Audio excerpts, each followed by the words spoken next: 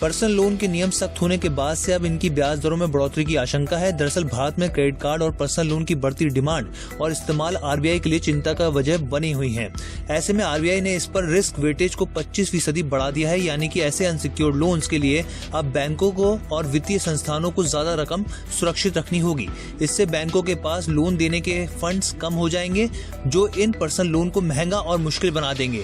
Research agency और experts ने आशंका जताई है कि इससे लोन ग्रोथ घट जाएगी। ये मूव ज़्यादा सकारात्मक नहीं है इन टर्म्स ऑफ एनबीएफसीज के लिए, जिनके लिए डबल वैमी हो जाएगा। उनका जो मार्जिन्स है वो ड्रॉप हो गए because of weightage, cost of funds बढ़ेगा, और जो बैंक से लोन वो लेते हैं आगे लेंडिंग करने के लिए, वहाँ पे भी लेंडिंग कॉस्ट बढ़ेगा।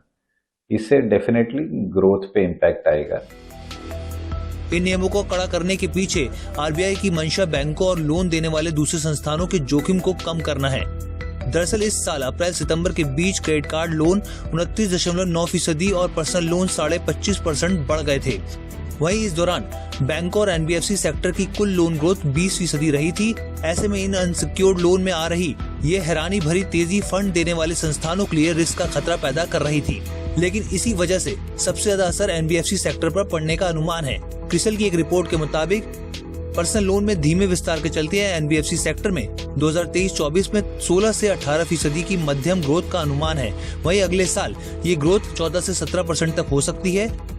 ऐसे में आरबीआई के इस फैसले से एनबीएफसी पर सीधा असर पड़ना तय है, लेकिन अनसिक्योर्ड लोन कैटेगरी में जिस तरह से क्रेडिट कार्ड पर खर्च बढ़ रहा है, उससे आरबीआई के लिए ये सख्ती बेहद जरूरी हो गई थी। आंकड़ों के मुताबिक क्रेडिट कार्ड खर्च अक्टूबर में 1.8 लाख करोड़ रुपए पहुंच गया है। इस तरह क्रेडिट कार्ड खर्च वैल्यू के लिहाज से अक्टूबर 2022 के मुकाबले 38.3% बढ़ गया है। वहीं इस साल सितंबर के मुकाबले क्रेडिट कार्ड से किया जाने वाला खर्च 25.4% बढ़ा है।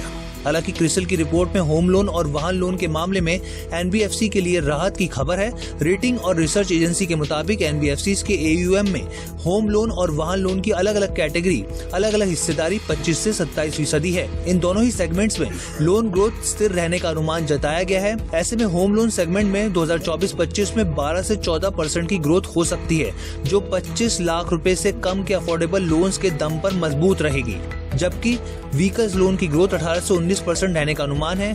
ऐसे में एनबीएफसी को कारोबार में तेजी बनाए रखने के लिए पर्सनल लोन के अलावा दूसरे सेगमेंट पर ध्यान देने की जरूरत होगी।